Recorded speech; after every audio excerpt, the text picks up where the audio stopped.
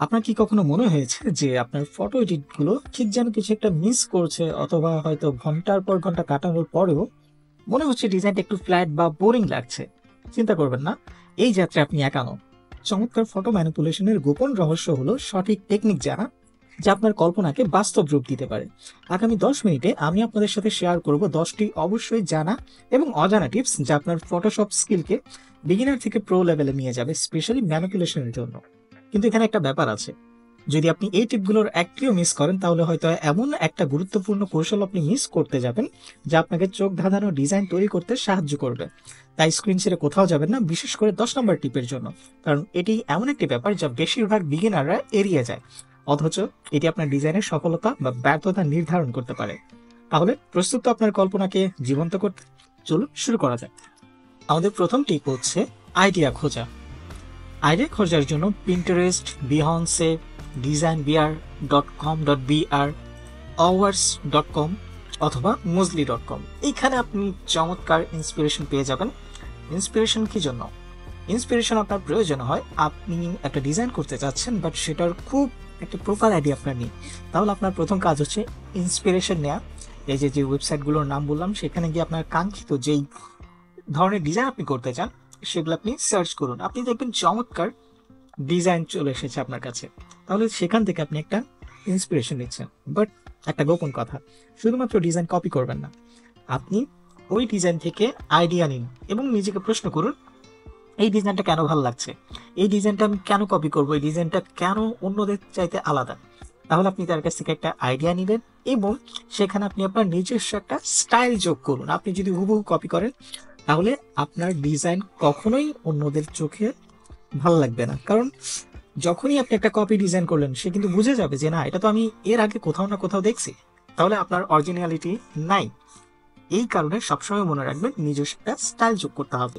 আমাদের পরবর্তী টেকনিক হচ্ছে কনসেপচুয়াল প্ল্যান দিয়ে শুরু করুন।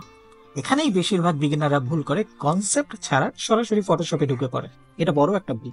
একটা স্কেচ দিয়ে শুরু করুন, এমনকি সেটা যদি শুধুমাত্র কাগজে কলমে জাস্ট ডোরা কাটা দাগ হয় এমনও চলবে। বা ফটোশপে আপনি এসে ব্রাশ টুল দিয়ে টুকটাক যে আপনি কোন কোন জায়গায় কি কি এলিমেন্ট চাচ্ছেন, কোথায় কি বসবে, এইটা আগে একটা স্কেচ রেডি করুন। সো আমি যদি এখানে কিছু স্যাম্পল দেখাই, যেমন দেখেন এটা একটা স্যাম্পল, এটা প্রথমে স্কেচ করলো। এমন দেখুন, আমি আবারও বলছি যে একেবারে এখানে খুব সুন্দরভাবে স্কেচ করা হয়েছে, এমন হতে হবে তা না। আপনি চাইলে এখানে লিখতে পারেন যে এখানে হবে একটা হ্যান্ড, এখানে হবে একটা কাঠ, পুতুলের মতো এমন কিছু। সিমিলারলি এইটাও। সো এইভাবে আগে একটা কনসেপচুয়াল প্ল্যান দাঁড়া করা। আমাদের পরবর্তী টিপ হচ্ছে হাই কোয়ালিটি ইমেজ সংগ্রহ করুন। একটা গোল্ডেন রুল মনে রাখুন, আপনার আউটপুট কেবল আপনার ইনপুটের মতোই ভালো।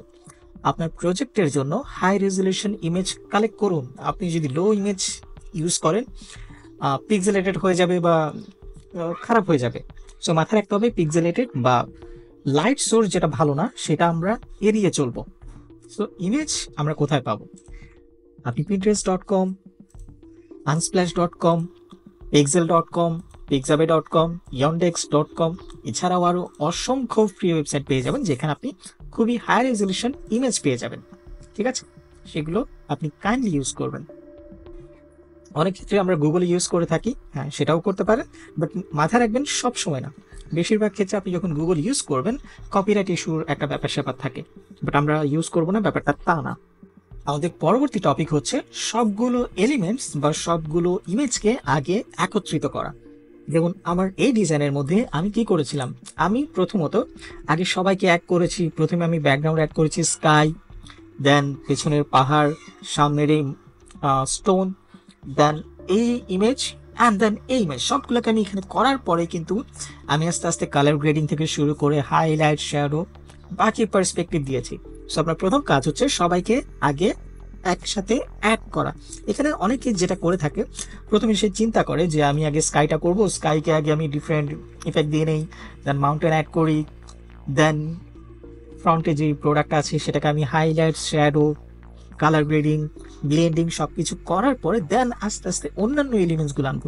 এক্ষেত্রে করা যায়, ব্যাপারটা এমন না যে এটা করাটা ভুল টেকনিক, বাট ব্যাপারটা সহজ হয়ে যায় তখন যখন সবাইকে আপনি একসাথে আগে নিয়ে আসবেন, দেন একটার সাথে আরেকটার মিল রেখে যদি আপনি ব্লেন্ডিং হাইলাইট, কালার গ্রেডিং করে থাকেন, তাহলে আপনার জন্য ব্যাপারটা একটু সহজ হয়ে যায়। সো আমরা এই টেকনিকটা অ্যাপ্লাই করব। লাইক আমরা আগে সবকিছু এলিমেন্ট আগে আনবো, দেন ব্লেন্ডিং, কালার গ্রেডিং যা যা করার প্রয়োজন পড়ে সেটা করব। আমাদের পরবর্তী টিপ হচ্ছে সবকিছুকে প্রপার ভাবে মাস্ক আউট করা। অর্থাৎ আপনি এখানে যখন কোনো এলিমেন্টস অ্যাড করবেন, সেই এলিমেন্টসের বা সেই ইমেজের প্রত্যেকটা জিনিস হয়তো আপনার প্রয়োজন নাও হতে পারে। যেমন এখানে আমি ব্যাকগ্রাউন্ডে যে মাউন্টেন ইউজ করেছিলাম, সে মাউন্টেন আমার সবকিছু কিন্তু লাগেনি, কিছু জিনিস আমাকে মাস্ক আউট করতে হয়েছে, অর্থাৎ কেটে নিতে হয়েছে। এছাড়া আপনি প্রতিটা ইমেজে যদি দেখেন, এখানে আলাদা আলাদা করে কি করেছি, সেগুলোর স্পেসিফিক ব্যাকগ্রাউন্ড আমি রিমুভ করেছি, বা কিছু অংশ বা বডি পার্টের কোনো অংশ আমার প্রয়োজন নেই, সেগুলোকে আমি প্রিসাইজলি বা সঠিকভাবে মাস্ক আউট করেছি। সো এই জিনিসটা ডেফিনেটলি মাথায় রাখবেন। যদি আপনি মাস্ক আউটটা সঠিকভাবে না করতে পারেন, আপনার ম্যানিপুলেশনে ডেফিনেটলি প্রবলেম হবে। সো মাস্ক আউট খুব খুব খুব ইম্পর্টেন্ট। ওকে, সো আমরা সবকিছু তো জানলাম। এখন নেক্সট স্টেপ কি? আমাদের পরবর্তী টিপ হচ্ছে প্রপার হাইলাইট প্রদান করা। আপনি একটা ডিজাইন করলেন, আপনার লাইট সোর্স কোথা থেকে আসছে সেটা দেখে আপনাকে আপনার ওই প্রোডাক্টের বা ইমেজের মধ্যে সঠিকভাবে হাইলাইটস প্রদান করতে হবে। হাইলাইটস এর ক্ষেত্রে আপনার রিম লাইট থাকে, আপনার কাস্টিং লাইট থাকে, সেই লাইটগুলো কোথা থেকে আসছে, লাইক আপনার পেছন থেকে আপনার সোর্স লাইট, সেই ক্ষেত্রে মাথায় রাখবেন ফ্রন্ট পার্ট কিন্তু কিছুটা ডার্ক থাকবে। এই জিনিসটা আসলে অনেকে ভুল করে, যে পেছন থেকে হার্ড লাইট হোক, সফট লাইট হোক আসছে, সামনের এরিয়াটাও আপনি কি করলেন, প্রপার ভাবে ডার্ক করে দিলেন, সরি ব্রাইট করে দিলেন, কিন্তু সেটা কিন্তু ভুল। আপনার জাস্ট এজেস এর ক্ষেত্রে অর্থাৎ কর্নার এরিয়াগুলো একটু ব্রাইট থাকবে, বাট ফ্রন্ট পার্ট কিছুটা ডার্ক থাকবে। ইন ফিউচার আমরা যখন এই বিষয়গুলোর উপর আলাদা আলাদা করে লেসন বানাবো, আমি আপনাদেরকে শেখাবো কিভাবে আপনি রিয়েলিস্টিক হাইলাইট প্রোভাইড করবেন। ততক্ষণ পর্যন্ত একটু অপেক্ষা করুন। ওকে, আমরা সবকিছু দিলাম, দেওয়ার পরে এখন কি, এখন হচ্ছে আপনার রিয়েলিস্টিক শ্যাডো অ্যাড করা। শ্যাডোর ক্ষেত্রে কিন্তু আপনার বেশ কিছু জিনিস আপনার মাথায় রাখতে হবে। শ্যাডো কিন্তু শুধুমাত্র জাস্ট একটা কালো জিনিস না, যেটা আমরা করে থাকি। শ্যাডো অনেক ওয়েতে দেওয়া যায়, কিভাবে দেওয়া যায় সেগুলো আমরা ইন ফিউচারে কখনো শ্যাডো নিয়ে যদি লেসন অ্যাড করি তখনই জানতে পারবেন। শ্যাডোর ক্ষেত্রে আপনাকে ডেফিনেটলি একটা কাস্টিং শ্যাডো এবং একটা কন্ট্যাক্ট শ্যাডো অ্যাড করতে হবে।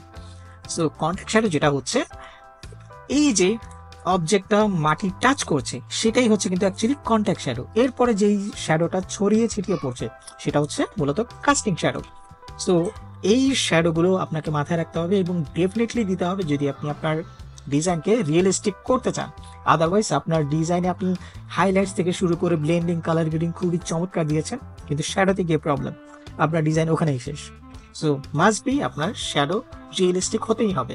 আমাদের পরবর্তী টপিক হচ্ছে ব্লেন্ড ইউজিং অ্যাডভান্স টেকনিক। আপনি একটা প্রোডাক্ট অ্যাড করলেন বা কোনো অবজেক্ট বা সাবজেক্ট অ্যাড করলেন এবং সেটাকে এখন পারফেক্টলি ব্লেন্ড করতে হবে। ব্লেন্ড করার জন্য আপনার কাছে অনেক কিছু অপশন আছে। আপনি লেয়ার স্টাইল, ব্লেন্ডিং অপশনস, আপনার অ্যাডজাস্টমেন্ট লেয়ার থেকে সেটা হতে পারে আপনার curves, levels, colour grading, colour balance, photo filter অথবা গ্রেডিয়েন্ট ম্যাপ, এনিথিং, ঠিক আছে। অথবা সরাসরি আপনি ব্লেন্ডিং অপশনস থেকে multiply, linear dodge, screen, overlay এসবের মাধ্যমে প্রপার ওয়েতে ব্লেন্ডিং করতে পারেন। আমরা ইন ডিটেলস ইন ফিউচারে এই বিষয়গুলো সম্পর্কে জানবো, বাট আপনাকে ডেফিনেটলি মাথায় রাখতে হবে প্রপার ব্লেন্ডিং যদি না হয়। যদি আপনি খেয়াল করে দেখেন, আমি এখানে লেয়ার মাস্কের সাহায্যে এই জিনিসটাকে কাট আউট করেছিলাম। লেটস আমি একটু দেখাই।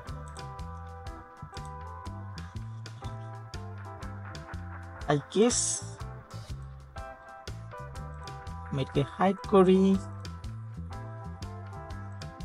ওকে, এটা ছিল আমার অ্যাকচুয়াল কোটা, এই দাবার ক্যারেক্টারটা।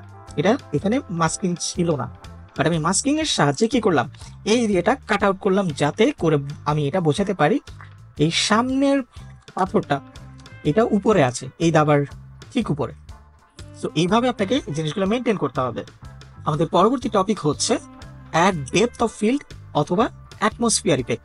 এটা বলতে আমি কি বোঝাচ্ছি, আপনি ডিজাইন কমপ্লিট করে ফেললেন, বাট আপনার ডিজাইনের মধ্যে ডেপথ অফ ফিল্ড নাই, দেন হচ্ছে অ্যাটমসফিয়ারিক ইফেক্ট নাই। ডেপথ অফ ফিল্ড বলতে আমরা যদি একটু মাউন্টেনটা ওপেন করি, দেখেন এটা ছিল আমার মাউন্টেনের ইমেজটা, কিন্তু মাউন্টেন ইমেজটা কেমন ছিল আমি একটু দেখাই। এটা ছিল এমন একটা র ইমেজ, কিন্তু তার উপরে আমি প্রথমত এটাকে একটু ডার্ক করলাম। রিজন হচ্ছে এটা একটা নাইট সিনারিও এবং সেটা আমার সিন থেকে কিছুটা দূরে, যার কারণে সেটাকে আমি প্রথমে ডার্ক করলাম কিছুটা, দেন এটাকে আমি একটু কালার গ্রেড করলাম। কি কারণে? আমার স্কাই রিলেটেড এর কারণে। আপনি এটাকে হয়তোবা আরেকটু কমিয়ে দিতে পারেন, ঠিক আছে? এভাবে আপনি কমিয়ে দিতে পারেন, বাড়িয়ে দিতে পারেন আপনার সিনারিও অনুযায়ী।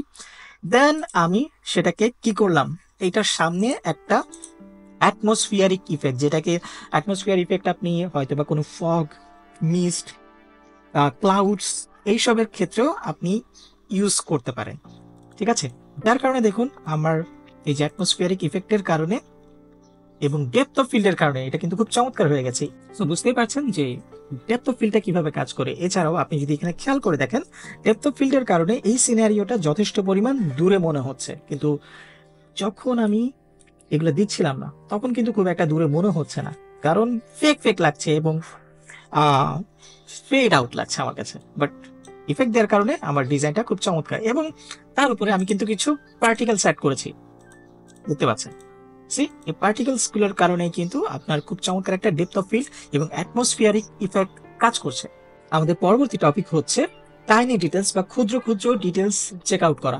আমরা অনেকেই এই কাজটা করি না এবং আমরা ভুল করে থাকি। আমরা ডিজাইনটা খুব চমৎকার ভাবে করলাম, কিন্তু কিছু ক্ষুদ্র ক্ষুদ্র ডিটেলস থাকে যেটাকে আমরা ইগনোর করি, যার কারণে আপনার ম্যানিপুলেশনটা আসলে সঠিক হয় না। সেটা বলতে আমি কি বোঝালাম, আমি একটু দেখাই। এখানে ধরেন আমার ট্রফি এভরিথিং ইজ ওকে। আমরা যদি আপার রিবন এরিয়া সেকশনে যাই, এই যে আপার এরিয়া রিবনটা প্রথমে কেমন ছিল আমি সেটাকে একটু দেখাই। এই যে এই রিবনটা ছিল এমন। সো আমি এটার মধ্যে প্রথমত একটু মোশন ব্লার অ্যাড করলাম, যাতে করে এটা উপর থেকে পড়তেছে এমন একটা ভাইব আসে। কিন্তু এতটুকুতেই কি শেষ? না, আমি এখানে কি করলাম, একটা এক্সপোজার অ্যাড করলাম, কারণ আমি চাচ্ছিলাম নিচের সিনারিওটা একটু ব্রাইট থাকবে আর আপার এরিয়া কিছুটা কি থাকবে, একটু ব্রাইট থাকবে। সেম ভাবে আমি যদি এইটাকে ওপেন করি, সিমিলারলি আমি প্রথমত একটা মোশন ব্লার অ্যাড করলাম, দেন কি করলাম, দেখেন এটা আমার এক্সপোজার ছাড়া এমন ব্রাইটনেস, কিন্তু আমার ব্রাইট অর্থাৎ আলো আসতেছে ঠিক এই এরিয়া থেকে। দ্যাট মিনস এই এরিয়াটা কিছুটা ব্রাইট থাকবে, বাট আপার এরিয়া কিন্তু আমি কিছুটা কি রাখলাম, একটু ডার্ক রাখলাম। সো এইভাবে আপনার টাইনি ডিটেলস গুলো কিন্তু মাথায় রাখতে হবে, আদারওয়াইজ আপনার ম্যানিপুলেশন সেখানেই শেষ। এছাড়াও আমি যদি এখানে ফ্রন্টে যে ফুটবলটা অ্যাড করেছি সেক্ষেত্রেও সেম। প্রথমত ফুটবলটা ছিল এক্স্যাক্টলি এমন, আমি একটা ব্লার অ্যাড করেছি, গসন ব্লার, দেন আমি এই জিনিসটাকে ডার্ক করেছি। কারণ হচ্ছে যখন কোনো সামনের জিনিস থাকবে সেই সামনের জিনিসটা খুব ডার্ক হয়ে যাবে, খুব বেশি না, সিনারিও অনুযায়ী ডার্ক থাকবে, কিন্তু এই যে লাইট ইফেক্টটা সেটা কিন্তু তার ফ্রন্ট পার্টে আসছে, যার কারণে সেই জিনিসটা কি হচ্ছে, ব্রাইটনিং হচ্ছে। সো এই ক্ষুদ্র ক্ষুদ্র ডিটেলস গুলো মাথায় রেখে আপনাকে ম্যানিপুলেশন করতে হবে। সো আই বিলিভ আজকের লেসন আপনাদের অনেক কাজে লাগবে। যাদের মনে হচ্ছে যে আপনারা কিছু ভ্যালু পেয়েছেন, অবশ্যই লাইক এবং সাবস্ক্রাইব করবেন। দেখা হচ্ছে পরবর্তী কোনো ক্লাসে, পরবর্তী কোনো টপিকে।